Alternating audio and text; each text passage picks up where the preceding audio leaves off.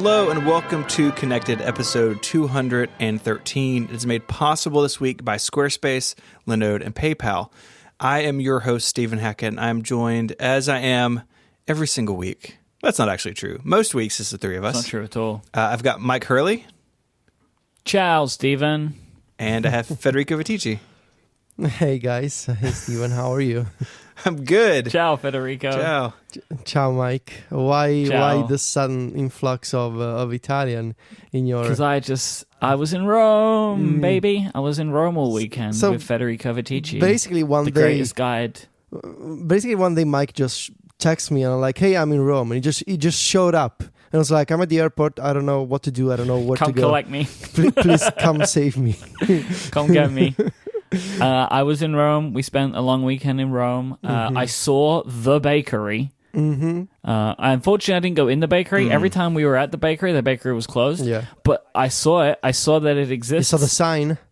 I saw the sign. I know where it is. I can picture it. It's a yellow building. That's as much, OPSEC and all that stuff. I won't give it away so people steal your bakery. I've had Federico prepare me espresso.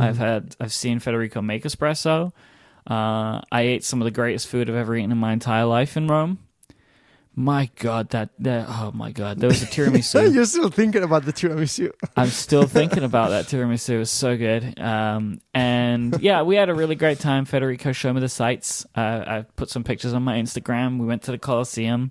It was very nice. It was very, very nice. I have a question about the bakery situation. Yeah. You said every time you went, it was closed. Is it possible that the bakery is somehow monitoring where Federico is, and when he gets within a certain radius, they put the just pull the shutter down. they pull the close sign out, and they hide behind the counter, like holding their breath that he walks by without coming in. They made a shortcut. They have some like home automation like stuff, and then whenever he comes near, they just they put a beacon in his shoe, an eye beacon. And whenever he comes near, it just closes up. Didn't you see though the a few nights ago when I took you guys back to the hotel, we saw that the light was on inside because the guy was making bread and pizza for the morning after. So they're definitely inside. I don't know what they're closing when I'm around. Honestly, I think it was just late. Like one day was a Sunday and they don't work on Sundays, and then it was just late in the evening, and they like to close early because they wake up early. So it kind of makes sense. But yeah, it was fun. I mean, as someone who lives in Rome, I was actually telling Myke about this.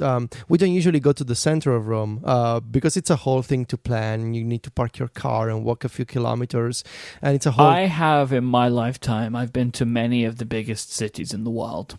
I live in London. I visited New York. I visited San Francisco. Memphis. You've been to Memphis? Paris, Memphis, all the big hubs. The center of Rome is the busiest place I've ever seen in my entire life. Yeah. The concentration of people to space is untenable. It's bonkers there. It's really wild. I don't think that there's necessarily more people.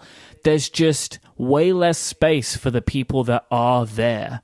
I was very taken aback by that. Yeah, the narrow streets and people parking everywhere, and those are just people with permits to drive cars in the center of Rome. Imagine if they would let anybody drive a car there. It would be just an incredible mess. But yeah, we don't often go to the Colosseum. I think it's actually since I moved here in Rome 5 years ago, this is the first time I've actually gone to the Colosseum. You haven't been there since the big blogger fight that happened in the Colosseum a few years ago, right? Yes, you vowed you'd never go back. Yeah, there was the blogger fights. There's the Emperor of Tech meme that's standing and doing the thing with the thumbs up and the thumbs down. They go tip up or tip down. they got the tip up and you're raised. Top of tech meme. And then you get pushed up or you get pushed down. Totally. If you get pushed down, basically nobody cares about your blog posts. And you walk away in a parade of shame. You walk away like that. This is I mean, I've seen the Colosseum, but just driving around it, because you can drive around the Colosseum. There's a road that people can, Power sliding around it. You if you want, you can. The police is probably gonna arrest you, but you can try. So yeah, it was fun. We walked with. We brought the dogs too, so we have photos of the dogs in front of the Colosseum, which was fun. Steven, you're up next. When are you coming to Rome? I'm going to come by this afternoon. I think I'll get Cool. I'll get the show up, and I'll just. Cool. I'll Do you just prefer head. pasta or pizza for dinner? We'll see. We can figure something out.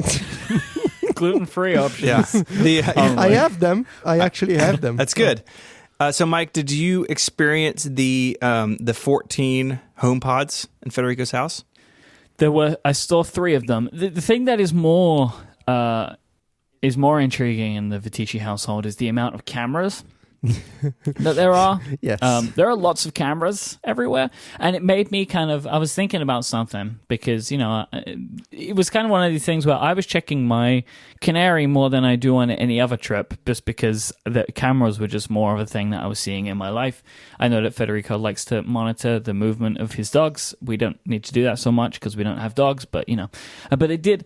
I was looking at my camera at one point, and I thought to myself, the Canary has that microphone functionality, right? So I tested it out and it worked. I was able to activate my HomePod via the speaker in my Canary. Whoa. Yeah, I saw it in person. It actually works.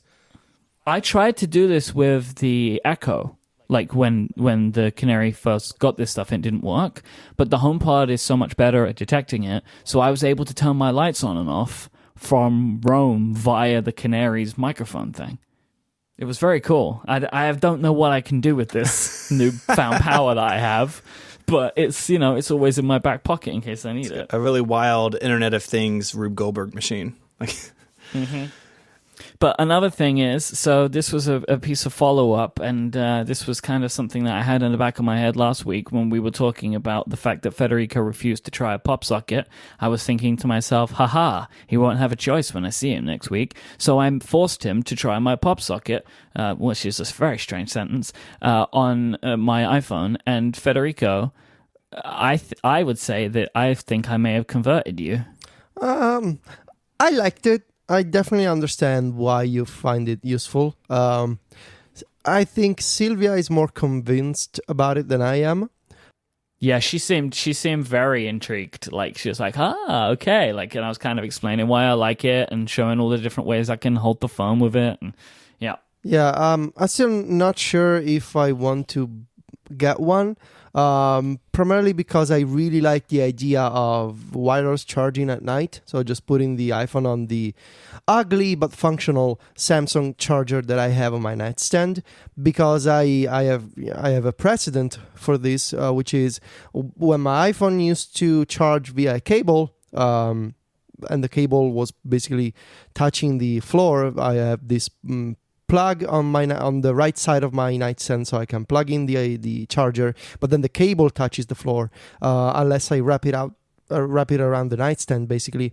And so last year, Ginger, one of my dogs, was running. She ran into the cable, and with the cable also came the phone, and the phone basically shattered on the ground.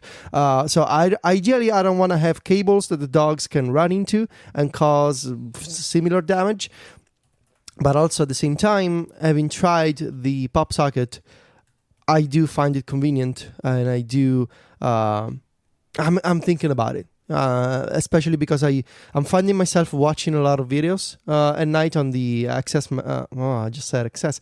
Well, whatever. On the Max at night, and reading using the phone at night in bed, and having what you do with the holding the pop socket with your fist closed and like holding it in between two fingers. I think that's really convenient.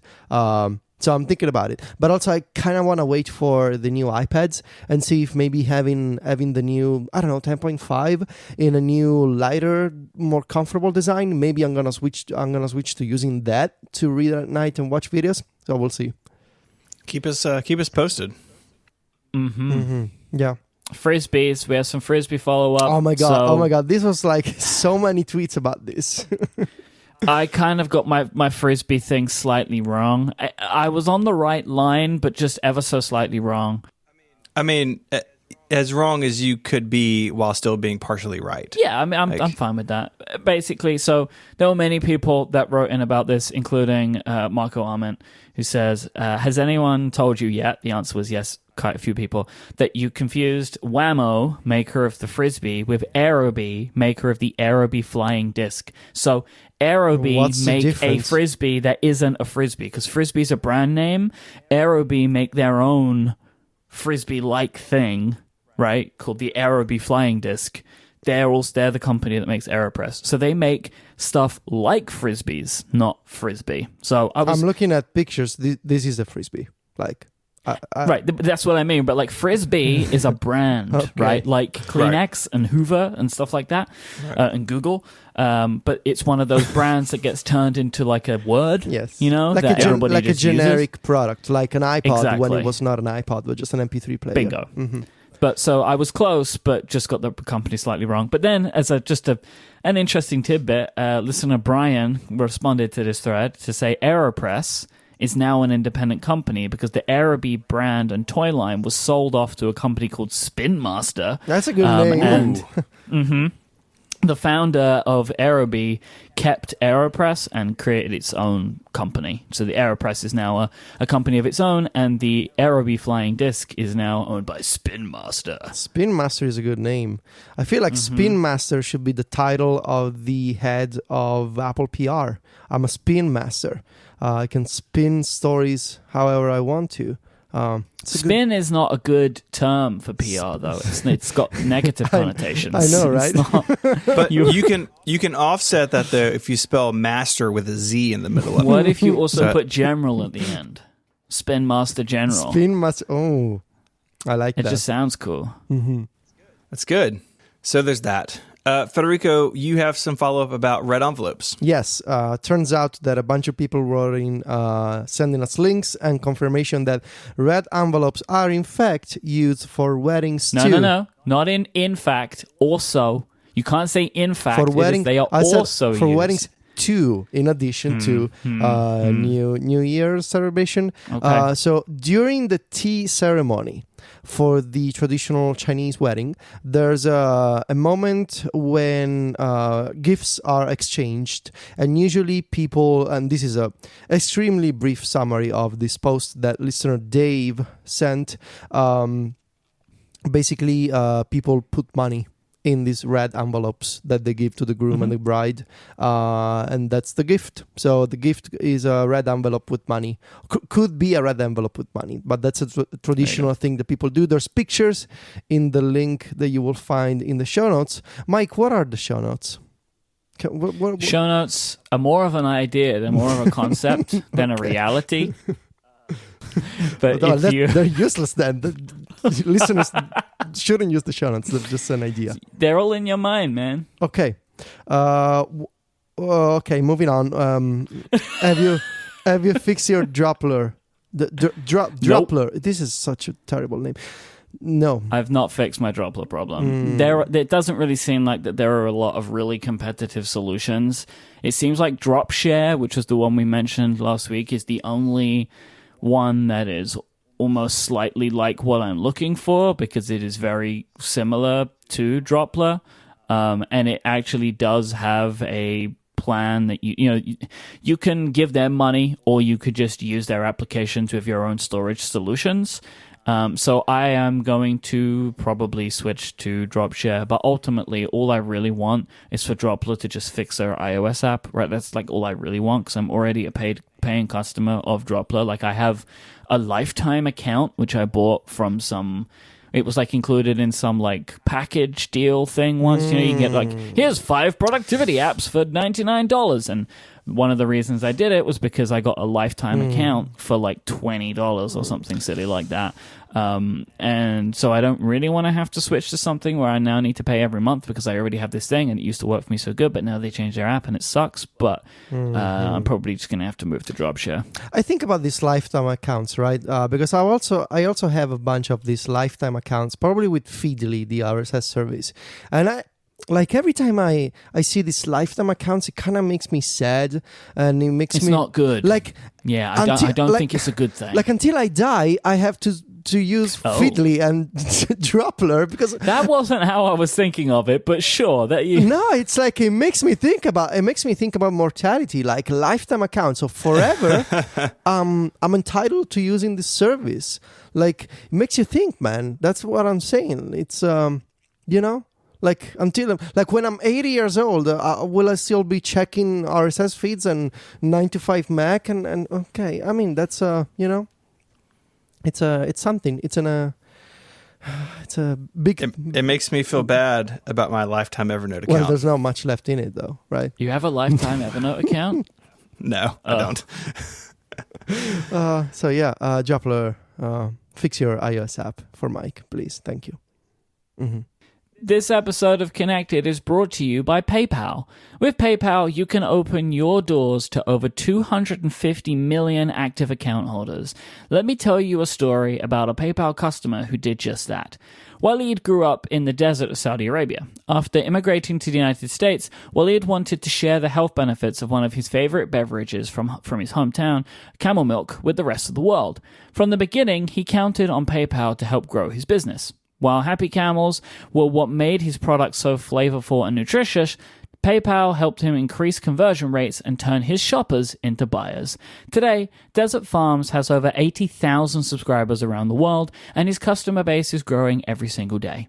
When it comes to growing your business, PayPal is your payments partner for today and tomorrow. Visit paypal.com/growth to set up a business account today. You can sign up for free today right now at paypal.com/growth. Our thanks to PayPal for their support of this show and Relay FM. We have some news that I feel like the two of you may be excited about. I don't particularly care, but I want to share it with y'all.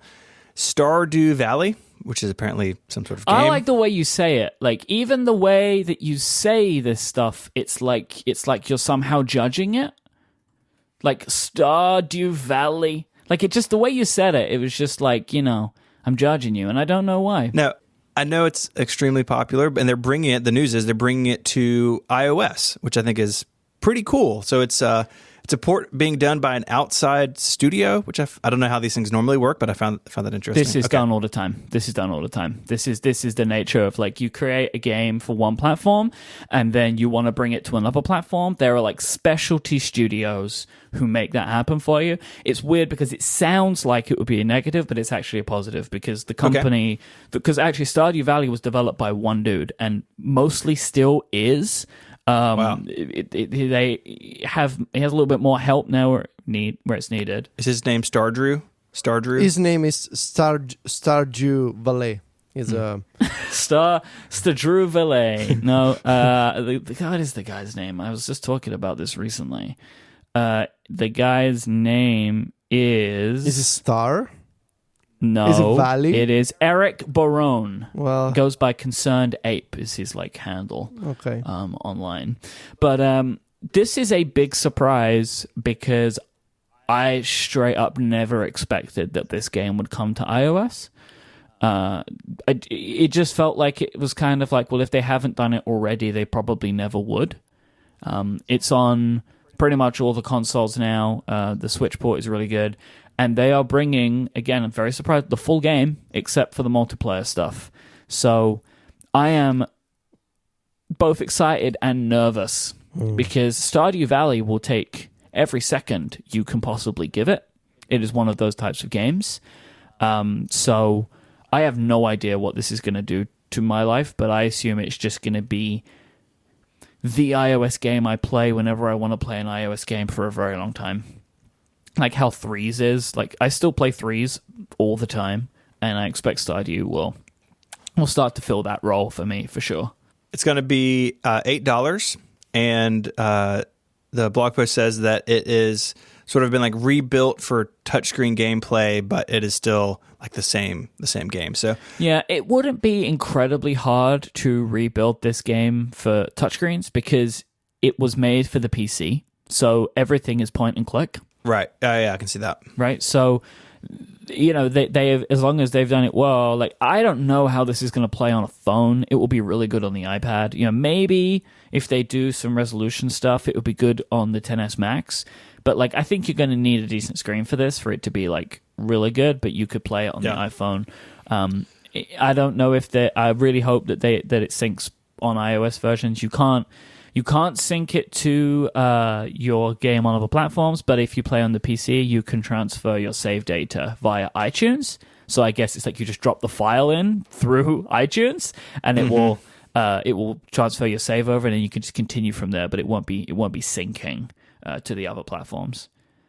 When I was a kid, I played a game, and you guys can help me remember the name of it. It was we played it on the 64, Harvest Moon, and it was Harvest Moon? Yeah. So I sunk a lot of time into that as a kid. Then you're going to love this because Stardew Valley was created because Harvest Moon got bad. Like, Eric Barone was a huge Harvest Moon fan, and the series kind of started to suck over time, so he created Stardew Valley. So if you enjoyed that, you'll probably like this. All right. I'm going to put it in my to-do list to check it out. It comes out October 24th in the iOS App Store. I'm very, very, very excited. I'm excited that it's coming to iOS. I'm not going to buy this one because I'm really not a Stardew Valley type of person. Have you played it? I don't remember. Did you play it? I've seen streams and videos. I don't think it's a game for me. Okay. I get bored with these types of games usually. So I mean, it looks fantastic. I'm super happy that it's coming to iOS. Just not a game for me. I can sort of get behind Animal Crossing, but then again, I got addicted to Animal Crossing real bad 15 years ago on the DS, and that was real bad. Like, I was keeping an agenda for different days of the year and different chores that I needed to do during the day. I wasn't meeting up with friends anymore because I needed to catch fish or look after my garden. So I got real bad, and from that I sort of got burned and tried to avoid these types of games as much as possible. I don't feel a pull toward Stardew Valley, and I will probably try. Like, when Animal Crossing comes out on the Switch, I'll check it out for sure, but I need to take it easy because I really don't want to end up like 15 years ago was real bad. I got addicted to Nintendogs first, and then to Animal Crossing on the DS. My mom still remembers the dogs from Nintendogs, and every once in a while when I mentioned the Nintendo, I'm playing with the Nintendo, she goes like, have you checked on the dogs? I mean, even 10 years later, and she makes me feel bad saying that the dogs are dead in the game. Oh man, why does she do that to you? I don't know. She's terrible. Sometimes my mom, she does things like, I don't know, like so terrible comments to make me feel bad. Nintendogs was basically a dog Tamagotchi on the Nintendo DS, if you need a little bit of context. And it was adorable because you could pet the dogs with the stylus. Yeah. So I mean, they're probably dead, or they're probably super upset. I would assume that they don't. I don't think die. They don't die because you didn't play. But you find them in really, really bad shape. Mm-hmm. They don't look at you. I think that's what I researched 10 years ago, 15, actually maybe 13 years ago when I stopped playing the game. I actually tried to make sure that they wouldn't die in the game. So yeah, it's a whole thing. So I try to avoid these types of games whenever I can. I understand your reservations now. But then I will show you when we're on a plane next together the game. You showed me. You showed me Stardew Valley already. Did I? I watched you play Stardew Valley on Twitch. Oh, I didn't know that. I'm aware of you playing the game. Just keep watching me play. You don't need to play. Just watch me instead. It's fine. He has a TV dedicated to your Twitch stream, actually. Yep. Yes. What's Myke doing today?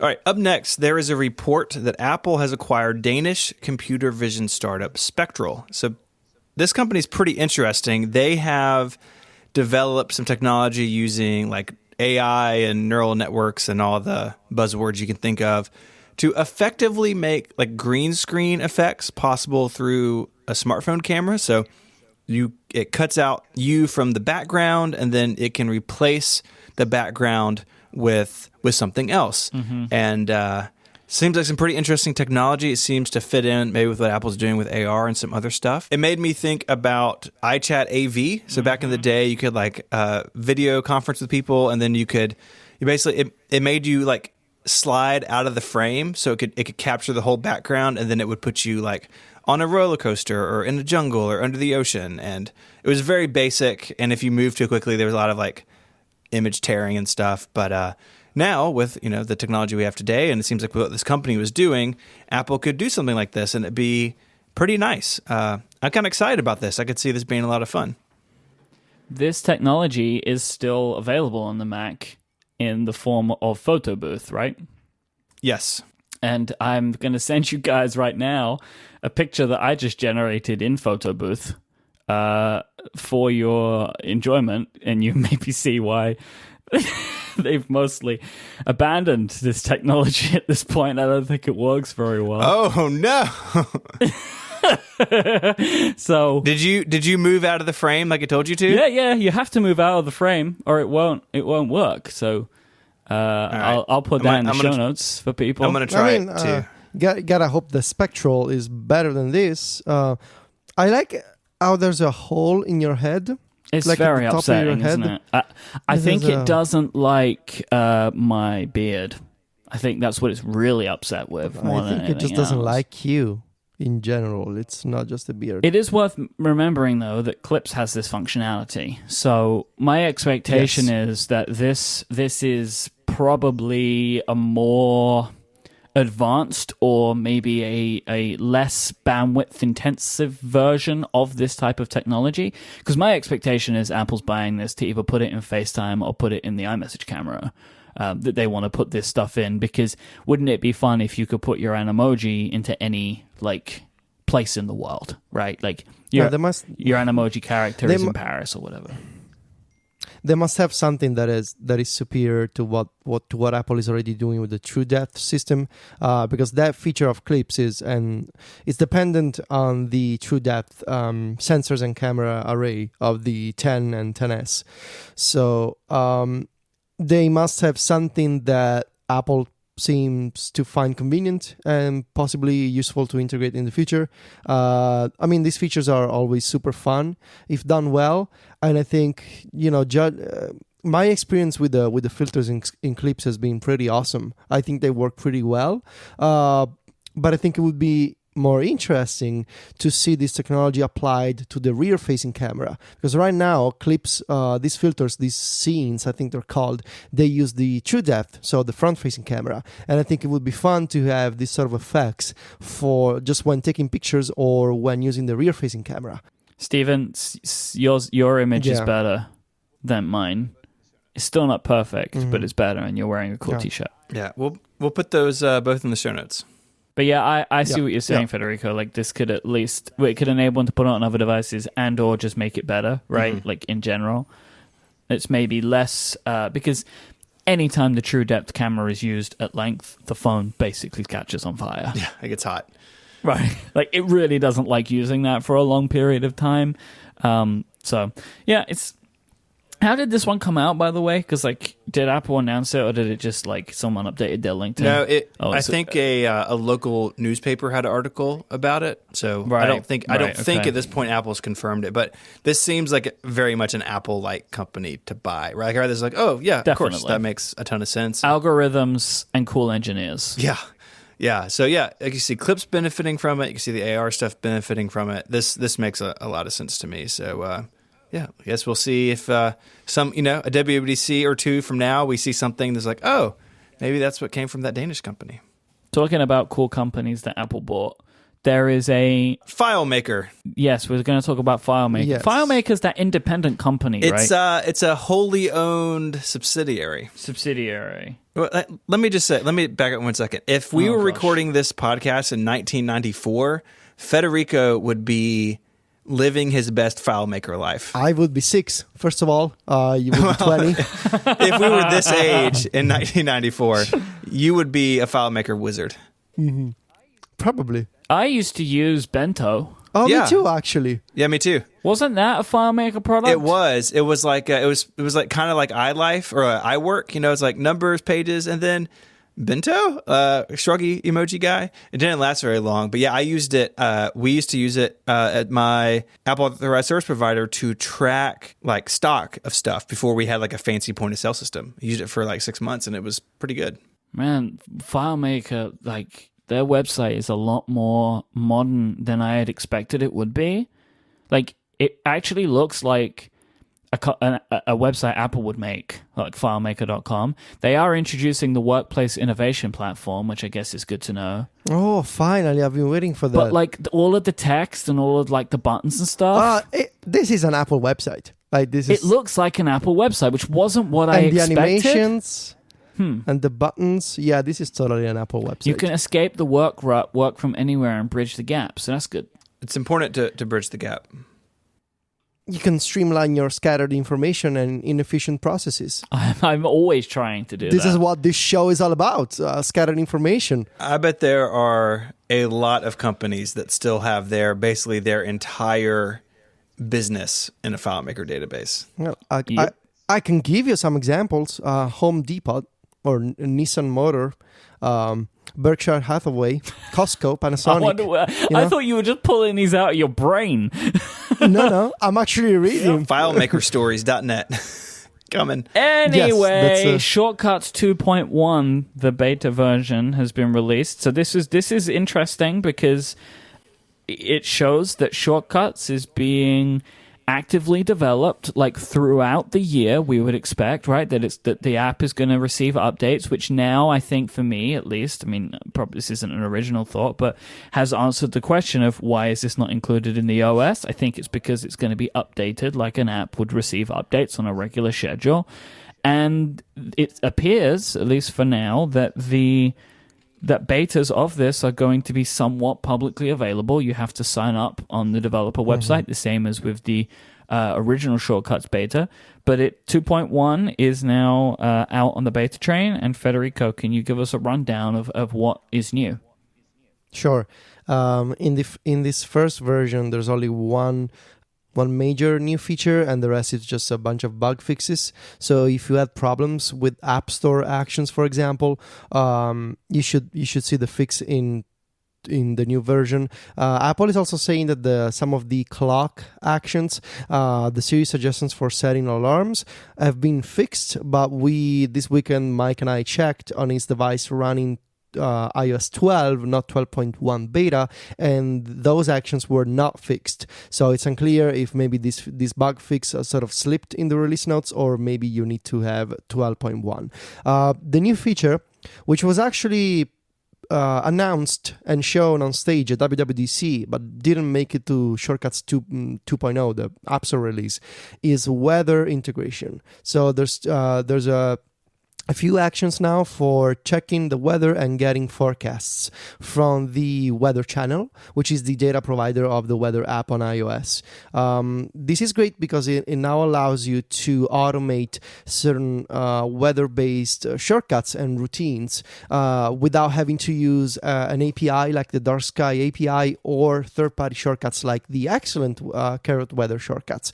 You can get the weather for the current location. Of course, you can pass any location you want to the weather action. So you can either get your current location and check the weather, or you can do things like pass a specific address and check the weather for that location, or extract the location from, I don't know, a photo or from a contact card and check if you want. People have been asking me, like, why would you want to extract the location of a photo and check the weather there? Maybe you're a blogger and you need to shoot specific videos at certain locations, and it may be useful to check the weather there. You can also get the details of what Shortcuts returns from the weather app. This means that you can extract individual data points. So you can say, I want to have a full forecast, or I just want to get the temperature. I just want to get the high and the low, or I want to get the humidity, or I want to get the rain chance. So all of these individual details and data points can be extracted, and you can do stuff with them. It's easy to imagine how people may in the future do things such as, if it's raining, make my lights blue, or if it's sunny outside, make them gold or something like that. So it will be interesting to see how people can integrate weather actions. I think that most of us are probably going to integrate them as part of our morning routines, shortcuts. Everybody has a morning routine shortcut, and I think I'm going to swap the current solution that I have with this new weather summary, which is faster and easier to use. I think there will be more betas for version 2.1. I hope that there's more coming, that this is not just the only feature. One of my major complaints right now, in addition to the big missing features that maybe we can talk about briefly in a minute, my main problem is that one of the iCloud sync features that was launched with Shortcuts 2.0, the ability to sync the order of shortcuts between devices is completely broken for me. Like, it just plain doesn't work. Every time I enable that option, all my shortcuts get scrambled on both devices, so it's been impossible to keep track of them. What I'm doing now is I have iCloud sync enabled because that works well, but I disabled the toggle for syncing shortcut order. So I'm keeping the same order, but manually on both devices. I just feel like sometimes the order of my shortcuts just changes. Like, it just changes. Like, and I have no idea why it's happening. If you have that option enabled, you probably want to disable the sync shortcut order because I that's didn't what even know there was an option. Yes, you need to go into. Yeah, there it is. Sync shortcut order. You want to disable that and keep an eye on the beta. That is in the settings app, by the way. I had no idea there was all this stuff in the settings app. I didn't even know that there were settings for shortcuts. Is there any... do you guys have the frustration where it's sort of crashy? Like, I have it if I go to edit something or if I'm rearranging, sometimes it'll just like bomb out to the springboard. Yeah, I had that a few times. I think it's one of the long-standing bugs of workflow that in some shape or form also made it into shortcuts. Sometimes when I'm trying to open and edit a long shortcut, like the one that I did today for adding device frames to screenshots, sometimes it crashes. I love that device frames thing, by the way. I was just playing around with it now while you were talking to see if I could get shortcuts to crash, because I know it's doing a lot of crazy stuff. Oh, thank you. But I just found like a screenshot of Beats Music and I ran it through it and it put it in like an iPhone 5 or something. Should be an iPhone 6 because I don't support iPhone 5, but yeah, it should work. Must be an iPhone 6, but it's, it was something iPhone, for home button. Yeah. They all look the same to me now. No, it's a really clever... let's actually talk about this for a second. So you worked on this for a while. I know that iMac is a screenshot of my desktop. How does this work? So you are not supplying like sliced up images, right? You're doing this mathematically, or okay? Walk us through this? This shortcut, it began as a way to add iPhone XS frames to iPhone XS screenshots. And now it can add device frames to iPhones, iPad Pro, the 12.9, the 13-inch MacBook Pro, the 5K iMac, and the Apple Watch Series 4, the 44mm version. The way that it works is you will see on Reddit and other blogs similar shortcuts that require you to manually install these frames, which are transparent PNGs, where you overlay the screenshot. That's basically what it is. My shortcut takes a different approach. It doesn't require you to install images in iCloud Drive, like these image templates. You don't need to install anything. You don't need to configure anything, because the images are encoded inside the shortcut. And you may ask, how can you encode a file? Because shortcuts do not support file attachments. And the trick is to use a base 64 encoded version of the image. So you're turning an image into text. This is like, I don't know, I can't fully wrap my head around the concept. The basic idea is that... I really struggled with this when he tried to explain this to me over the weekend. I was like, wait, an image is text? I don't understand. The idea would be that there's some kind of algorithm that is able to turn file objects into binary representations in text. So I don't know fully the way that it works, but it's a way to convert a file into a long string of text, and the algorithm later can take the string of text and recompose it basically in a way that it becomes the same file again. You can base 64 encode anything. You can encode text, you can encode links, you can encode images, even videos and zip documents or PDFs, whatever. Of course, the bigger the file, the longer the text string, and even just encoding the 5K iMac template,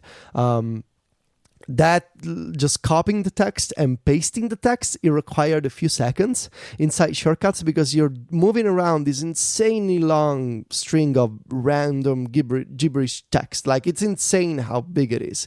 The entire shortcut, because of these long strings of encoded text, it weighs 10 megabytes. A shortcut file is usually like an XML or actually plist file. It's a text file. It's a configuration file that you see as a visual thing in the Shortcuts app, but it's actually a text document with a bunch of XML structure. This one weighs 10 megabytes. So imagine 10 megabytes of text. It's a lot of text. So, this was fun to put together. It was fun to test the limitations of Shortcuts. This shortcut, it will not run inside Siri. It will not run from the widget, and it will not complete when activated from the extension. You can trigger it from those places. It'll just take you to the Shortcuts app to continue and finish putting together the images. But I was able to create these insane combinations of like 5 iPhones and 2 iPads and a bunch of Apple Watches, a MacBook Pro and an iMac, and it worked just fine.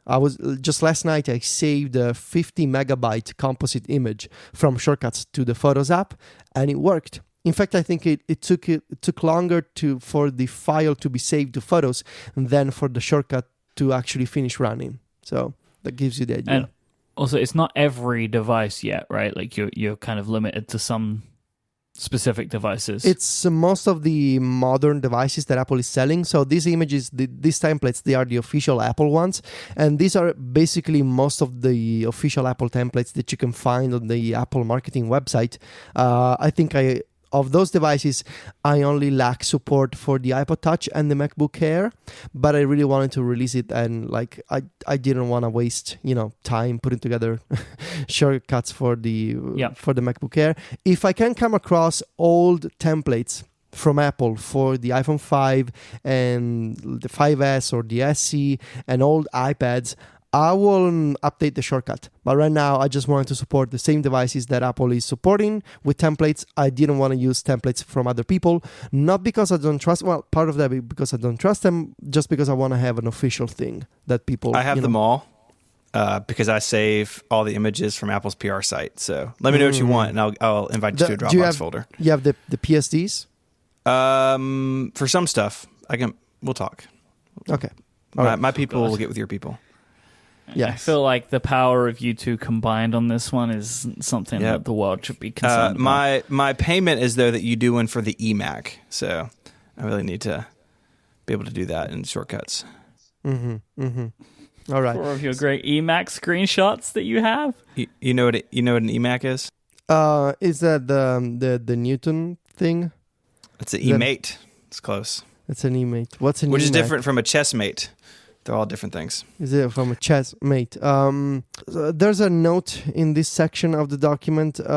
Steven, you really want folders in Shortcuts. Is that right? I do.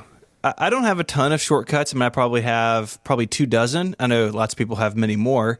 But even with that number, I find it frustrating that I can't organize them in any way beyond order and color. So I do have like some sort of like color scheme I've created, sort of like this type of thing is this type of color, but it would be nice to have folders. I know that would, introduce some potential complexity when firing one of these things from something like the share sheet, like they'd have to do some filtering and like get rid of the folders or it'd be an extra tab or something. But at least on that main screen, we were scrolling through that list. I think having folders would make it a little easier to deal with. Now, they have to fix the iCloud syncing because, like you said, it completely scrambles them when you turn that on. But I think some additional ways to organize these. Maybe it's not folders. Maybe it's like things, and you can just have headers like, these are my, ones about Todoist. These are my ones about images. These are my ones about alarms. Like just some way to group these things, because as people, as all of us create more and more of them, it feels like it's getting kind of out of hand when you're looking for something. Yeah, this is one of the features that I really want to see. Besides the ability to run shortcuts at specific times or specific locations, instead of having to use stuff like Launch Center Pro or Launcher to have these triggers for shortcuts, I want to have a native automatic trigger feature in the Shortcuts app.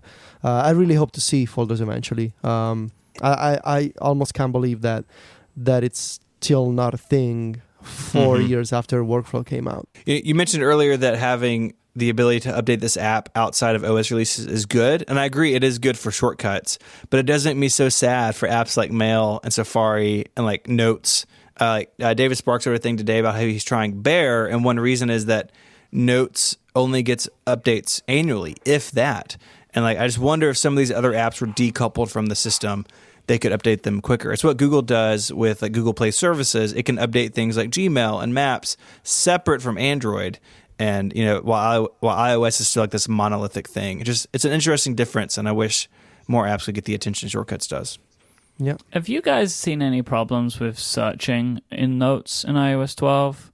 I've started to have an issue where I have a file named, say, October Tour, and I search the word tour, and it gives me no results. I don't think I ever search in Notes. Yeah, actually. I don't either. Yeah, I do. Just to find a note, right? Because I have lots of notes. I keep a lot of stuff in Notes. And that's just the searching is just getting worse. Actual text that I have in Notes, it's not finding anymore, which is just super weird. But hey ho, this is what happens. Today's show is brought to you by our friends over at Linode. Linode offer incredible services for people that are looking to have virtual servers. They have a suite of powerful hosting options, and their prices start at just $5 a month. You can have your own virtual server up and running in the Linode cloud in under a minute. They have native SSD storage, industry-leading performance, a 40 gigabit network, and Intel E5 processors. These are all available to you as a Linode customer. Linode have 10 data centers that are spread across the world. This means that you can serve your customers faster and faster than ever before. They have an API that allows you to easily automate tasks or develop custom applications in the cloud, and everything is manageable from the command line. All of Linode's pricing tiers feature hourly billing with a monthly cap on all plans and add-on services like backups and node balancers. And Linode has really great pricing options and customizability that you can take advantage of. Their plans start at $5 a month. This will get you 1 gigabyte of RAM, but they also have high memory plans as well that start at 16 gigabytes of RAM, so some seriously beefy stuff. As a listener of this show, you can sign up right now at linode.com/connected. You'll be supporting this show and also getting $20 towards any Linode plans. If you sign up for that 1 gigabyte of RAM plan, you're going to get 4 free months to try out Linode for yourself. Linode also have a 7-day money-back guarantee, so there's nothing to lose. Go to linode.com/connected. You can learn more, sign up, and also take advantage of that $20 credit. Or just use the promo code CONNECTED2018, CONNECTED 2018 at checkout. Our thanks to Linode for their continued support of this show and Relay FM. So we have a lot of Google stuff to talk about. The company had a press event in New York City earlier this week talking about new phones and some other stuff. So I thought we could go through some of the stuff they announced and kind of talk about it as we go through. So let's start with the Google Home Hub. So I think last year we saw the first Google Smart Display from Lenovo. So it's kind of like the Echo Show, right? It's a small tablet and a speaker base you put in your kitchen or somewhere. Some quick specs for y'all. It's got a 7-inch touchscreen LCD. It has a True Tone feature. They call it Ambient HQ, where if the light is warmer, then the screen is warmer, that sort of thing. A physical mute switch to kill the microphone so it's not listening. And I think perhaps most interesting, there is no camera. So there's no... And they said they made a conscious decision to not put a camera on it so you could feel comfortable putting it in your bedroom. And there's two parts of this. One, which is the side which is yeah, that is cool. And the other side of why should it not be cool? Like the phones that they sell have cameras in them. Well, I think there's... But anyway. Well, I think it's just the deal... Two things. I think Amazon made it creepy with the drop-in feature, and Google could have not picked a better week to announce something without a camera, because it was like a day after the Facebook video messenger Echo type thing that they've released that got broadly mocked, at least in the circles of Twitter I'm in. So I think it's interesting. I think something in the kitchen, you know, like with a phone, you can put it in the drawer, but it's out all the time. So it's interesting. So this is like, it's googly, right? So it's the Google Assistant. Their OS is very, it's very nice looking, very colorful, lots of voice interaction, but it's got a touchscreen as well. It can play videos from YouTube, plus YouTube Music, Spotify, Pandora, and iHeartRadio support. So lots of streaming stuff. And they're doing this thing that Amazon's trying to do of like create a centralized location for all of your smart home stuff. So like for me, for instance, I have several Nest cameras, a Nest thermostat. I have a bunch of Hue bulbs. I have some switches or like outlets from iHome. It's like all my stuff works with HomeKit except the Nest stuff. And I got to go into like these individual apps and do things. And I don't have one cohesive place to control all of this stuff because, again, I use Nest products. Well, the Home Hub is designed to kind of bring all that stuff into one interface.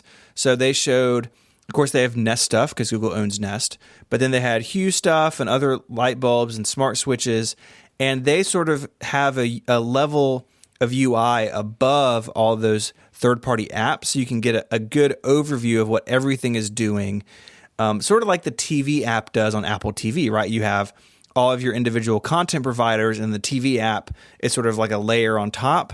And I think that's really an interesting approach with smart home stuff because very often we do mix and match brands, and HomeKit isn't supported by everybody. So this does have to be supported, you know, by the various manufacturers. It seems like they have all the major players here, or at least a lot of them. So I think that's a pretty big deal. And it's only $149. I thought for sure this was going to be $250 or $300. Maybe I'm just used to being an Apple customer. But $149 for a 7-inch Google Home Hub with no camera. What do y'all think? I like the idea of having this dedicated interface for home stuff. And there's this idea that I had of it's kind of like CarPlay, but for your home. So you get this, it's like based on integrations and stuff that you manage on the phone, but it gives you this personalized and different, easier to use probably UI to manage accessories and to manage different features that you would also get on the phone, but you get them on this display, which makes more sense for a shared use. I love how they sort of it doesn't have a home screen, but it shows you actions and how you can swipe down to get this sort of control center for your home. This is so much better. For example, the UI of the home, what's it called, Home Hub, yes. And also the new design for the Google Home app on iOS is so much better than what Apple is doing with the Home app on iOS 12 even. It's like, it's colorful, it gives you like actual explanations and for what the buttons do. There's different types of icons. So there's like, in the Home app from Apple, everything looks the same. Basically, it's either a rectangle for scenes or a square for all kinds of accessories. And I think it's so much better to have this kind of design where everything is clearly presented and it gives you actions like shortcuts to stuff that you can do. It just looks better and more intuitive. I think it's great that it's launching with support for multiple voices and multiple timers. It feels to me like it's an Echo Show, but done better by Google. Mm-hmm. I'm not interested in this product. I'm not interested in the Google ecosystem. But boy, do I wish that Apple made one of these. That's my takeaway. Like, I want this, but from Apple, with a better UI than the current Home app on iOS. Yeah, it's one thing I sort of skipped over. The Google Assistant has multiple voice support, so it can tell you and your significant other apart. And they have a lot of family limit stuff now, not just kind of like iCloud does. And so you can even set like, hey, if one of my kids talks to it, they only have access to this sort of content, or it won't respond to them within these hours. You can set the whole thing in like a do not disturb mode, so the screen won't come on. All it will do is alarms. So it seems like it's very flexible, very well thought through. And I agree with you. Like, I've got Apple Music. I'm not interested in any other streaming service. I do have Nest stuff, so this would be nice. But like having something like this from Apple would be nice, like a HomePod, with a screen. And it seems like it's something all these other companies are doing. If it continues to take off, I think Apple will have to look at it. So here's something kind of strange. I didn't watch this video live. Like, I didn't watch their presentation live. I watched the presentation later on in the evening because I was recording another show when it was going on. And I thought I would check in and see what was being announced and that kind of stuff. And just because I figured if there was anything that I wanted to buy just by looking at the products, I would need to put the order in sooner rather than later, and then I was going to watch the presentation later on in the evening, which I did. And I saw this thing, and I was like, that seems interesting, and I pre-ordered it. Like, I put a pre-order down. Nice. After I watched the video, I canceled my pre-order. Really? And I don't really know why. I just saw it, and I was kind of like, two things, I think, really. It's like, one is like, I don't really think I need this. I don't know 100% really sure where it would go in my life, like where I would put it in my home. And the other was, I think I kind of remembered how frustrating I found the Google Home to be, right? Like, and it's some of the frustration that I have with the HomePod, but I find the HomePod to have other advantages in that it sounds really good. But do you remember I had one of those Google Home Minis? Yeah. And I just found it way too way too conversational compared to the Echo. I just was like, it has way too much to say. And when you ask it a question, like it's so much more verbose, especially when my Echo a couple of days ago said to me, like, I asked it a question, like to turn on the lights or whatever, and it just said, oh, hey, by the way, if you want, I can say less. Just let me know. Like, would you want me to do this? I can play sounds instead. And I was like, yeah. And now it just says, when I ask it to turn on the lights, it just goes, dun, like it doesn't say okay anymore. It's kind of funny that, like, as I was getting frustrated about my HomePod being too chatty, the Echo was like, I know what I can do. I'll say less. That will make him love me more. So I was kind of just like, if I was going to get one of these things, it would make more sense for me to get an Echo Show, because I am more in the Echo camp. Like, I'd have to probably change out my other devices for the Google Home, and at this point I don't really feel like the Google Home gives me much more that I would really want to use than the Echo ecosystem does. So I decided not to go for it right now. Plus, I found the hardware at the back to be very attractive, at the front to be super ugly. Like, the bezel is huge. I don't know why they make such a big thing about having it blend into your home when all of the faces are white, considering the bezels are so big. Like, they do a black one, but the bezels are white on the front of the screen.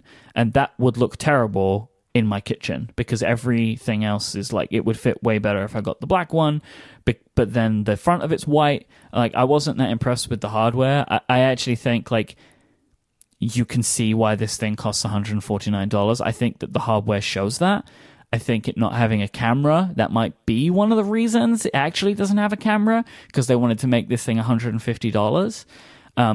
But I actually am not impressed really with the way that the hardware looks. Like, I actually think, we haven't spoken about it, but the new Echo Show, I think, looks better than this one. Have you seen the new Echo Show? Like the Echo Show 2? It's way better than the original. Way better. Yeah, and I prefer the design of the Echo Show 2 to this Google Home product. It's just, it's kind of, it looks, it's got black screen on the front. It's a little bit more what I would want in my home. It has the home product fabric like everything else does. But yeah, I just figured that I don't really think that this is a device for me, purely because, like, I don't want a third assistant at home, right? I don't want to use Siri and Alexa and Google Home. You can use them all. Right? I don't want to use them all. Like, I don't. And I'm pretty happy with what I currently have. I don't know if I need this right now, is kind of my thinking on it. That's fair. But there you go. It's like if I haven't found enough reason to buy an Echo Show, why would I buy this? Yeah. And that was kind of why I ended up canceling it. Sure.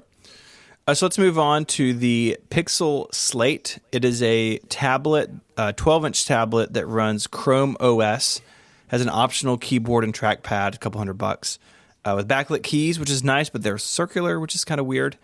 Like other recent Chrome OS devices, it runs Android apps, and it's powered by Intel. So you can get a Celeron M3, i5, or i7 CPU. You can price this thing up from $599 all the way to basically $1,700, depending on the specs. There's a lot of customizability in this thing, which is interesting. Way more than I thought there would be. 3000 by 2000 display that puts it at 293 pixels per inch, which is higher than the iPad, but not as high as the iPhone. 8 megapixel front and rear cameras. The front camera is sort of wide angled, so you can do video chat a little bit easier. 2 front facing speakers, 2 USB-C ports, a fingerprint reader on the power button, no SD card reader, no headphone jack. There is a headphone adapter in the box. I think what's interesting about this is the software that it's running. Chrome OS, Android on tablets seems to be dead. I think it should be. That never really took off. But in their presentation, Google threw a lot of shades. They call things like the Surface too much like a PC, and other tablets, who will remain nameless, kind of too much like a big iPhone. And they think... This annoyed me. Yep. This really angered me because...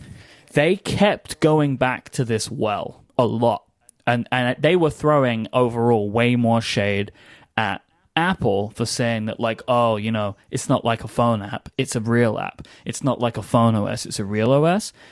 But here's the thing about this. It's like Google don't understand what they're actually selling. Like, the only tablets that exist today that are like big phones are Android tablets. Yes. Because Apple has a rich ecosystem of tablet apps, which Google doesn't have, right? Like, so you can use the Chrome browser. The operating system, Chrome OS, is basically what's in the browser. And it is you know what's really nice? A full version of Chrome. That is super cool because you can use web apps and all that sort of stuff. But if you don't want to use a web app, the only apps that you have are Android apps, and Android apps on tablets are terrible, so you end up with just phone apps. Like, the actual operating system that runs phone apps on a tablet is this one, and that's what I found so interesting about this. It was like, and also in the presentation, they don't even mention the Android apps, because I think they know this, right? They just talk about web apps. That's what they're talking about, Chrome OS apps. And the Android apps are there for where companies haven't got in on the Chrome OS thing. And so I just found that, like, I think they had a really cool product here, but I think they need to rein in the shade, because they can do whatever they want, but this thing's not going to sell very well. And they're going to end up with egg on their face, right? Like, I just don't... Like, most people are going to buy an iPad. If you don't buy an iPad, you're probably going to get a Surface before you're going to get this, unless you're in an education environment, I think. Now, like... There was also, Dieter Bohn got to look at this thing a little bit early, and he made a video about it. And, like, when I was watching it, I was like, yeah, a full web browser could go a long way for me, right? Like, we use Google Docs all the time, use Google Sheets all the time. But I don't always want to use websites. Like, I like native apps. I like the way that they feel. I don't always want to use web apps. Yeah, and that's but Apple ideally what you're using. But Apple could give us both if Safari on the iPad was big boy Safari, and it's not. 100%, yeah. But and that's where if you live in Google Docs and Google Sheets, something like this is attractive because you get the fuller versions. Oh, 100%. I agree with that, and that's what they should have spent more time pitching, rather than just trying to say that they had the best product, when I don't think that they do here. As well, something that was interesting, MKBHD did a video about the Pixel, which we'll talk about in a bit, but he called this out specifically, that the OS on this device was super glitchy. And you can see it in Dieter Bohn's video, but he makes literally no mention of the fact that, like, using this thing looks like a train wreck right now. And it could be that it's early. Like, when I don't even know if they said when this is shipping, but on the Google website right now, like at least for me in the UK, it just says to join the waiting That's all list. I get So here, maybe too. they still have. That's all there is. Okay, so they it's probably too early, and that's why. I mean, I hope that's why it looks so bad because it was super jittery. But I just think that Google have come a long way in their presentations, and they seem to, and they do with the Pixel, they throw some shade at Apple, but I think in some interesting ways. I think that this was misguided, and they were trying way too hard, and I think this is going to come back to bite them a little bit when the reviews come out, but we'll wait and see. Yeah, I think it's interesting to say the least that they're just pretending that nobody is getting work done on the iPad Pro at this moment. Every time I see this sort of, these companies making fun of other tablets, or just people in general writing these articles about tablets today, I thought that this was a discussion that was over 3 years ago with the iPad Pro, but it feels like some people still want to sort of try and make that point again when the facts are just speaking for themselves. There's a rich ecosystem of native tablet apps on the App Store. There's some crazy stuff that you can do on an iPad Pro today. Yes, it could be better. Yes, it could use a desktop browser. Yes, we need more not even desktop class, that's not a term that I like, but actual desktop apps on the iPad. There's Photoshop coming, there's Illustrator coming, but we need more. But to say that the current iPad OS is a big fun OS, that is, besides being completely false, it betrays this kind of I don't know, it's just not cool, to the point where I want to see what happens when these reviews come out, and if any reviewers will point out the differences between the Slate and the iPad Pro, or even the Surface, which is an excellent tablet for different use cases. I just think it's funny that you can just pretend other tablets don't exist or are not good. You can't buy this right now, but like I'm pretty sure that I am going to buy it just so I can review it on this show or whatever. Because I really feel like, because even in Dieter Bohn's video, he's like saying that you can't work on an iPad, but you can probably work on this thing, and it's just like I really don't. I mean, I think that a lot of reviewers are coming to this in like an interesting way that I don't fully understand. It's like they say that because you don't have a full web browser, you can't use Google Docs, but like that's. I mean, if your company uses a CMS that depends on having a desktop browser, sure, you cannot get work done on an iPad, and that's probably it for a lot of these people, right? That like they can't get their work done, so they just assume nobody can work on it. Where I think for people that do, it's the difference. Like I know that not everybody can. I can't do all my work on an iPad. I can do most of it, but I do want to be able to compare these two things because I think I will be surprised at how much of my work I can do really comfortably on a device like this because of how much time I do spend in Google products. So, and I really wish they would have focused more on that as opposed to being like, we've solved it, guys, don't worry, like, Google's come and saved the day. Like, it just seems super strange to me. It is funny to me that this thing has 2 USB-C ports because, like, laptops can't do that in some instances. Like, Microsoft just announced a bunch of Surface stuff which has no USB-C ports on it, which is wild. Like, I'm really surprised about that. But like it annoys me because this looks like a cool product, but like their overall rhetoric has frustrated me. But it has a keyboard, and the keyboard has a trackpad, which is super cool. It has a kind of a case that comes with the keyboard, which allows for adjustability of angle, which is good. But the keyboard is not like firmly attached to the case, which basically makes it unusable in your lap. This is like that Logitech Create case, the newer one, which I hated. Yeah. Right? Like if the keyboard doesn't have a firm connection to the tablet, when you're trying to type on it on your lap, the keyboard's just like going wild, right? Like it just goes everywhere. So this is not really a lappable thing, I think, but it will be really good on tables because it has an adjustable viewing angle, which is something that I wish Apple would have solved, which is why I use the Bridge keyboard for my iPad Pro because it has the adjustable angles on it, which I really like. But yeah, it's like I wish that they didn't rile me up so much because I think I'd be more excited about this. But like, I could have taken one like hit of this. It's like, okay, cool, I get what you're doing. But the whole presentation was just dripping in this like, don't worry, guys, we've solved it. When Google's history for these types of devices hasn't been that great so far. Yeah. So I feel like it should take a step I mean, back. how else are they going to pitch it? Right, like they get up there and be Well, but like, as I said, they didn't have to go so hard, right? Like they could have pitched it for what the product actually is, which is this is the best Chrome OS device you can buy, and there are people that will be able to get their work done on it. And you can say that without then saying, oh, it's not like those phone OSs. Oh, and it's not like it's not like some rubbish thing which has a fan in it. Like, you don't need to bash everyone else to say that your product's good. yeah. I mean, I don't know. I don't take it as personally as y'all do.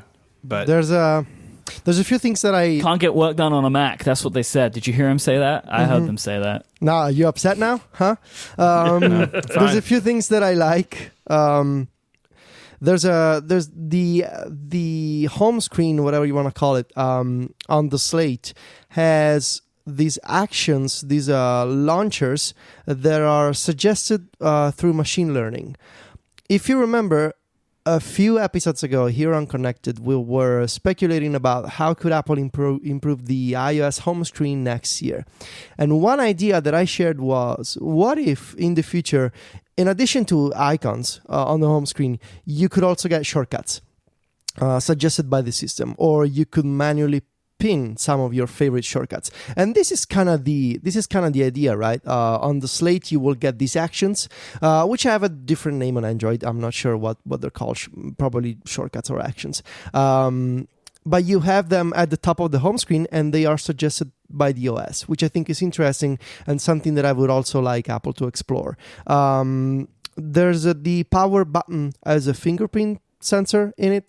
So again, Apple is probably going to dispense with Touch ID to make room for Face ID, but it's always fascinating to me how these companies are finding ways to sort of tuck the fingerprint sensor into different buttons that are not actually home buttons, which I think it's fascinating. The keyboard supports multiple angles, which I like. I thought it was fascinating that Google made a comment on the design of the round keys in the interview with Dieter Bohn at The Verge. One of the project managers said that while it looks strange initially, Google did a bunch of user testing and they realized that the round shape for the keys, this is where we actually need Jason Snell on the show, they discovered that users were making fewer mistakes, so fewer typos after getting used to the round design of the key. It looks like a typewriter to me, like one of the old typewriters that my dad used to have. Not sure about it, but it looks cool. And there's a bigger point that I really want Apple to rethink the smart keyboard as an actual keyboard with backlit keys, and probably a trackpad too. But still, I want an actual keyboard with plastic keys that are backlit and that it looks and behaves like a computer keyboard. And a trackpad. Also USB-C. There's a what would you call this? Follow out, Myke. I need to mention something that you guys are saying on Upgrade. Follow out. The idea of adding USB-C to the iPad Pro, to the future version of the iPad Pro, the rumor from 9to5Mac saying that Apple is doing this to use external displays. I also wrote, I think in the iOS review, maybe Myke, you actually read this out loud, or maybe it was another post on Mac Stories. There should be a way to plug in a USB drive via USB-C and have there be a location of the Files app. So you've said this for the last couple of years in the review. You should have the option to plug in a drive, and it's not like you get a hard drive icon on your home screen. You just get a location in the Files app. Apple already has a. If Apple add a USB-C port to the iPad and don't do this, it's like a slap in the face. Yes. So the Slate has 2 USB-C ports. Good on them. That's a good idea. I really hope that Apple switches to USB-C on the iPad too. There'll only be one of them though. Yeah, one of them, not 2. There's only going to be one. There's not going to be 2 if they do add it. Johnny doesn't like 2 ports. There can be only one. Mm-hmm. No, he doesn't. All right, let's talk about the phones. But before we do, let's thank Squarespace for their support. Make your next move with Squarespace. They will let you easily create a website for your next idea or project. Squarespace have the ability for you to register a unique domain name so you can give your website the brand that you want. They give you the ability to customize award-winning beautiful templates so you can make your website look and feel exactly how you want. And they have 24/7 customer support in case you need absolutely any help with what you're working on. They also have great guides and stuff like that, which I've used in the past. You know, if sometimes you don't need to talk to somebody, they have really great help and support documentation. I really love Squarespace. I have used them for, I can't even count how many projects over the last 10 years or so, because they can let you build just about any type of website you want. They have online store functionality. They have blog functionality. They have the ability for you to add a bunch of cool little plugins. Like you can, one thing that we used, we built our wedding website on Squarespace, and we were able to take in people's menu responses because we set up like a form on the website, and then it filled in a Google sheet on the back end. So cool. And like I wouldn't have even known how to do it. Like we would have had to send like a Google form to people, which is kind of not really that elegant, but just send like, hey, go to our website and just fill this information in. It was super cool. They even have like template options for weddings specifically. So they like build the navigation and then you just change and fill in what you need to. There is nothing to install, nothing to patch or upgrade. Squarespace is an all-in-one platform. Their plans start at just $12 a month, but you can try it out for yourself right now. Just go to squarespace.com/connected and you can try out their free trial. You can build your whole site, and then when you're ready to publish it to the world, you just sign up for one of their plans, and you can use the offer code CONNECTED to get 10% off your first purchase of a website or domain. You'll also show your support for this show. Once again, that's squarespace.com/connected, and the code CONNECTED to get 10% off your first purchase. Our thanks to Squarespace for their continued support of this show and Relay FM. Squarespace, make your next move, make your next website. So let's move on and talk about the Pixel 3 and Pixel 3 XL. They have a similar two-tone design to last year, so it's like a color and then like a glass window at the top that's a similar color but different finish. They've retained that, but they've made it all glass on the back. So like one glass has like a different finish. And no two-tone design this year, which is a real shame. I loved that two-tone one. You like the white and black? What? No, it's... Yeah. Oh, yeah. The panda one's gone, but I mean, like the panda's gone. It's like white and like off-white. Sorry. Yeah. It's like two slightly different finishes, colors in the same color. They have a white one, a black one, and a pink one. Yes. It's called Not Pink. I kind of like Not Pink. I like their names. I like the names. Yeah. Like I think that they're kind of cute, and it's like a funny name. Like what do they call them? It's like Not Pink. Just black, clearly white, not pink. I like those names. I can't tell you why, but I just like them. I feel like I should be in charge of making these names. I feel like this is something that I would be good at. I like actually agree with that. Somewhat orange or kind of purple. Like I would love to, like as a job, I would love to be the color chooser for Google. Did you guys notice like throughout this presentation the kind of Apple-y like way that they were doing things, like where they had their like head designer talking about their design process and they had videos and stuff? Did you notice that? Yes. Yeah, absolutely. I found that interesting, right? And also like I kind of agree with it because I kind of feel like they are doing good jobs with their design and that they should be able to talk about it in a similar way that Apple does if they believe that they are being as focused. But I just found it was like an interesting change, and I kind of welcomed it because I want to see a little bit more about that stuff at Google. I think they know they're playing in a world where that sort of stuff is important to show off. You know, Apple does it. Samsung started it. Especially when they're charging the same prices.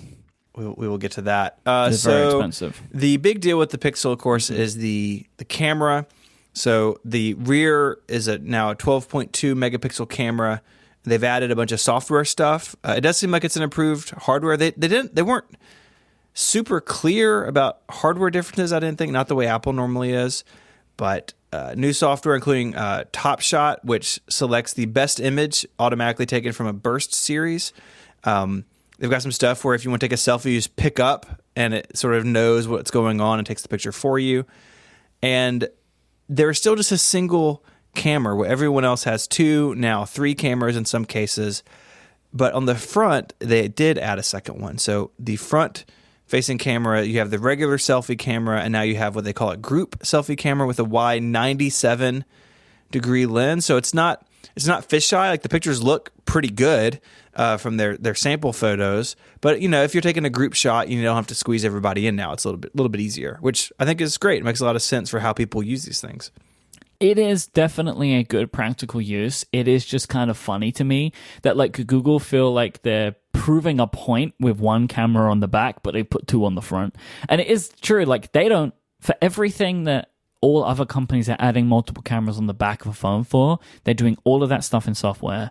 And it still seems like they're better at it than anybody else is, right? For I'm super keen to see what this looks like.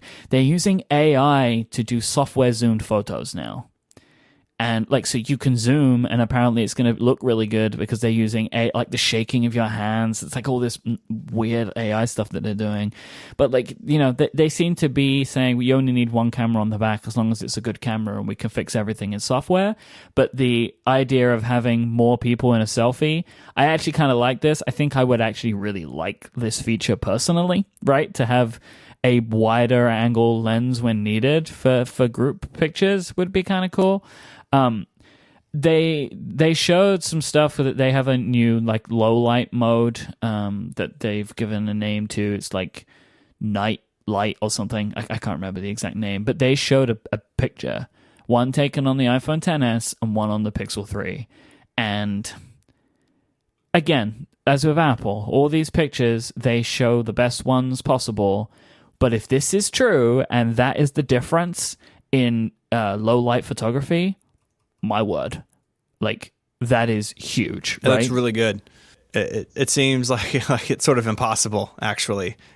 Yeah, it almost feels like that was I don't know. I'm sure it's not the case, but it looks like the picture on the XS was taken badly on purpose. Almost it's too the comparison is too good in favor of the Pixel 3.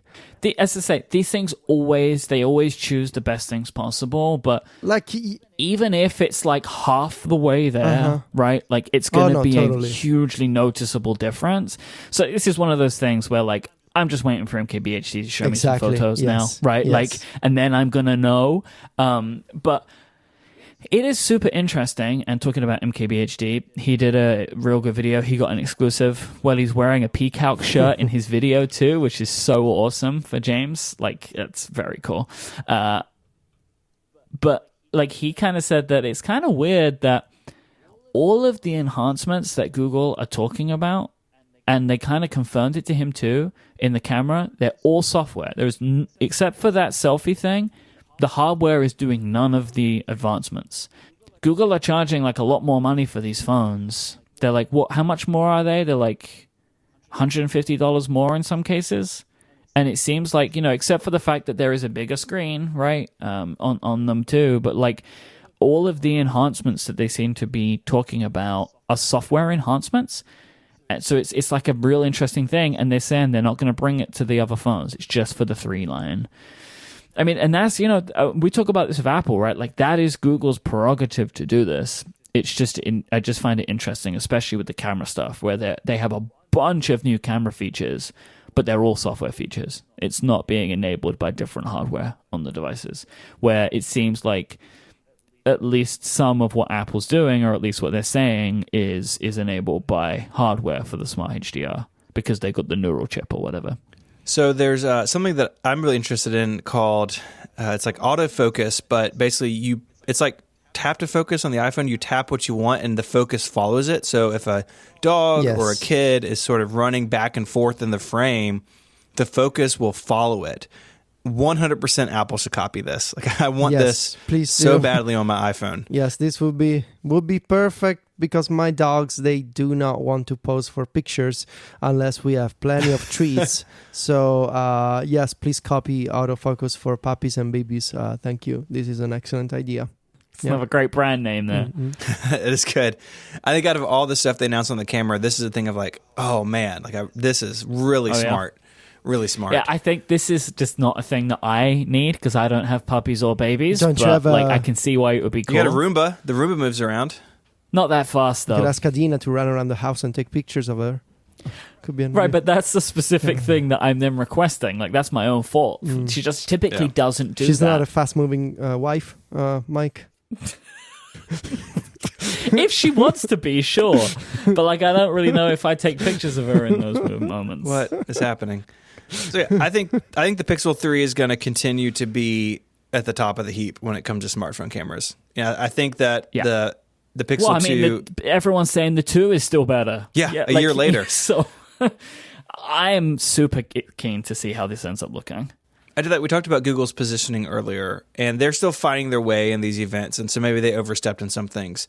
But they said multiple times that how honored they were that the Pixel 2 was still regarded the best in a year of like really good phones. Like, yes, they compared directly to the 10S, but like they seem to understand that they're the new kids on the block and that they are trying to respect that in a way that I found sort of refreshing. Like, yes. So can I just say, like, considering I got so upset a moment ago, like, all of the stuff around the Pixel, I think they did right in comparing it to others. Like, they said they were better in places that we all know they are, right? Right.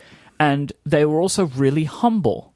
And like this is on a product that exists that is successful, where the Slate is this new thing, and they're already coming in and saying it's better than everything else. So like I thought their positioning on the Pixel stuff especially was really good because they were saying, and I really liked it, where they were like, people say that it's the best camera still, and we're like super honored about that because there are all these other great cameras that have come out in the last year, and it's like that is a really cool way to show your number one. Like it's a humble brag. They did a good job of it, and I thought that they positioned that well. Me too. It's got a couple of things to talk about. There's a $79 wireless stand that sort of puts it up at an angle that enables some like hands-free Google Assistant stuff. They're not the first to do this. In fact, the Palm Pre in WebOS had a dock mode that if you put it on its touchstone charger, it did some things. So just saying. There is no headphone jack. Last year with the Pixel 2, they made a big deal that they still had the headphone jack. They got rid of it this year. There was no explanation of it. It's just gone. So I mean, what's the explanation, right? Everybody's doing it because there's no explanation. The explanation is everybody's doing it. so the Pixel Slate, to back up for a second, also no headphone jack. And in the Dieter Bohn video, he asked them about that. He says, well, people are using Bluetooth on their phones, and so we figure they don't want to carry wired and wireless, so we'll just go Bluetooth everywhere. It's like, well, that's sort of a backwards way of That's a non-answer. Yeah. Oh, everyone got rid of it on their phones, including our new phones. So, what can you do? The sizes are a little bit bigger. So the Pixel 3 is 5.5 inches, up from 5 before. It starts at $799 for a 64 gigabyte model.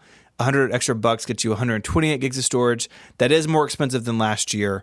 As we will see, this is a refrain with the Pixel 3 this year that they are more expensive, and they are trying to position themselves as if you want a really clean Android experience and you want nice hardware, in some cases the best hardware you can buy, then you're going to pay for it. They're trying to position these as premium phones, where like the Nexus line back in the distant past was not that.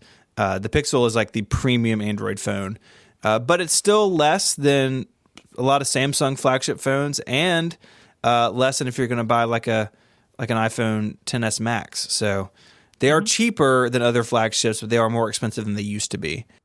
And again, I follow a lot of like tech reporters and people that are maybe even more focused on Android, but it does seem like the general rhetoric is like it's more expensive for a reason that we can't find. Like, it's not. If there was a second camera on the back, like, okay. Like, yeah, that doesn't really justify $150, but like, I understand I'm getting something. Or like a material difference, right? Yeah. Like the materials are the same. They're still using glass, like, again, it's like, it's all excuses, but like Apple used stainless steel, right? Which is more expensive, like whatever, like it's one of the reasons that there's the difference in pricing between the 10S and the 10R is the materials used on the device. So we got to talk about the 3XL though. So once again, the little Pixel and the big Pixel phone have different designs. So this year, the 3XL is 6.3 inches, up from 6 inches before. But, my friends, it has a notch. And Google says Google says it has an edge-to-edge design. That I would argue with that. It still has a pretty big chin. They actually didn't. The way they explained it on stage, I wrote it down because it was so funny to me. The presenter says, this display extends all the way to the upper corners. And I was like, oh yeah, because the bottom, right? It's not going to the corners on the bottom, is it? And I thought that was like a really funny like way that they positioned it. And they try and say they do say the reason that there is that space on the bottom is for the front-facing stereo speakers. Yeah, okay, maybe. I mean, yes, that's probably true. I don't know how important that is. Like, I'm sure it's nice to have front-facing stereo speakers, but I don't know if front-facing stereo speakers is worth not having the screen space. Like, I would wonder how many people, if they asked them, right, we're going to move the speaker down to the bottom now, like where it is on the iPhone, and you're going to get more screen space, that they would say, no, please, my stereo speakers. Like, I don't think that's a thing a lot of people would say. The notch is really big. I think the notch is bigger than pretty much any other phone that has a notch. I think it is made to look even bigger by the fact that there's the chin on the bottom of the phone. Mm-hmm. I don't think that this is a particularly good-looking phone, to be honest. I liked the way the old Pixels looked when they came out. I'm not sure that I'm convinced on the way the screen looks on this thing. I don't think they've done an incredible job with the way this thing looks on the front. Yeah, I agree. It looks bigger, and the angles are sharper going into it, so it doesn't feel as sort of gradual in a way that the 10 does. There's something about the way that it cuts out of the border that feels more aggressive, and I think it makes it look bigger. And that's probably just because they've tried to minimize the amount, right? Because it's going so deep that they've made the corner quite sharp, so it's not taking even more of the screen than it needs to. Yeah, I kind of wish that they had not done the notch and that they looked the same. And even though that would mean the XL has to be bigger to fit all that stuff up there, it doesn't look great. And again, it's super weird that these phones are so different from each other. When like the iPhone way to do it, like the Samsung, like between the Galaxy S9 and the Galaxy S9 Plus and even the Note, like that's all pretty much the same design language, just scaled up. Yeah. And how old does the Pixel 3 look now? Like, it looks like a really borders. Old phone. Yeah.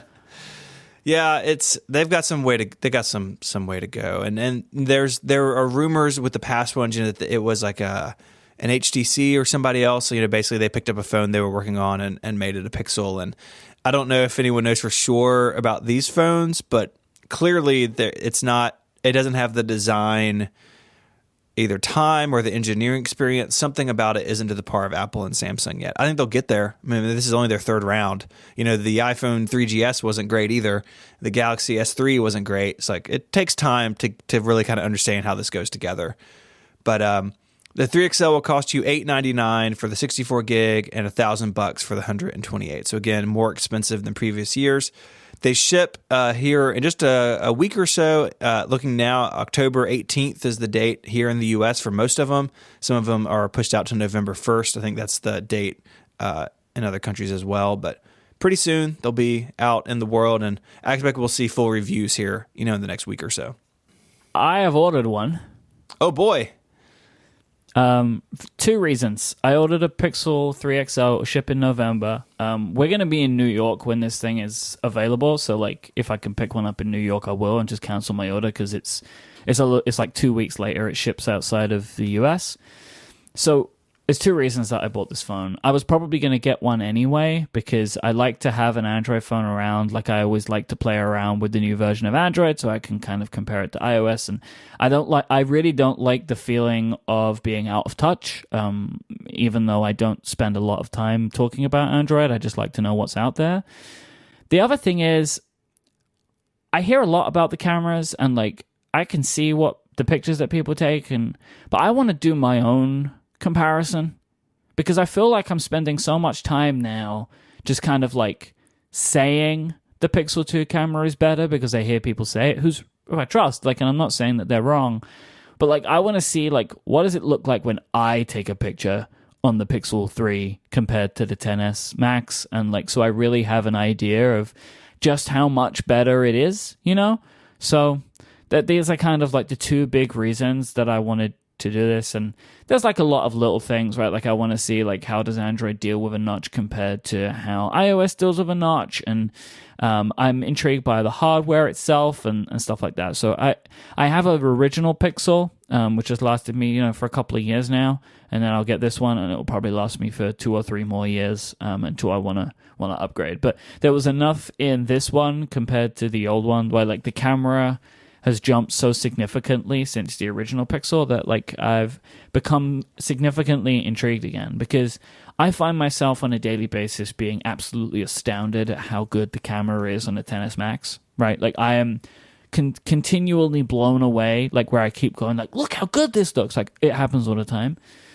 So how good will I feel about this camera if we expect it's going to be even further ahead? And I want to kind of see what that looks like myself, as opposed to just looking at sample images or listening to what other people have to say. Yeah, I'm the same way. I've had an Android phone for forever. I have a Nexus 5X right now, and I've held off because I was waiting on the Pixel 3. So I haven't ordered yet, but I will probably pick up the smaller one just because it's not going to be a primary phone for me, and spend some time with it. For all the same reasons you said, I need to be up on it for work.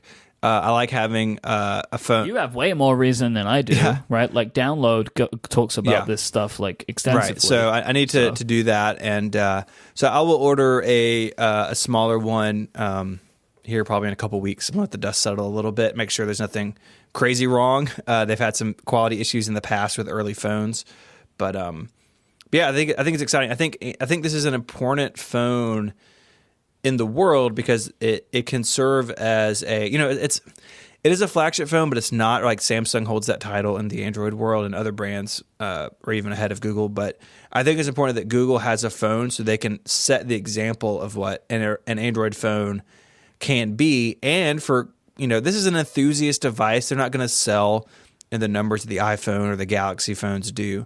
But for Android enthusiasts who want a really pure version, you know, they've been limited to things like the OnePlus series or, you know, other phones sort of in that range. And if you want something nicer than that, but you want a clean experience, you want Google's take on Android, then this is the phone that you buy. And I think if you're in that camp, this is a great upgrade if you're coming from an original Pixel or, you know, a Nexus 6P or something. Federico, how many are you going to buy? 5 each. Yeah. Oh, wow.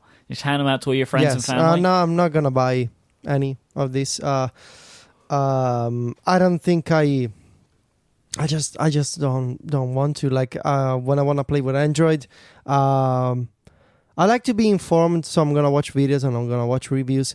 I just don't want to spend money on a phone that I'm going to keep in a drawer just to check out every once in a while. Mm-hmm. So yeah, I think it's it. Which is the actual sensible thing to do. No, I mean, I totally get it. Like, no, it is. Like, because I will use it for a period of time, and then the majority of time it will sit on a shelf.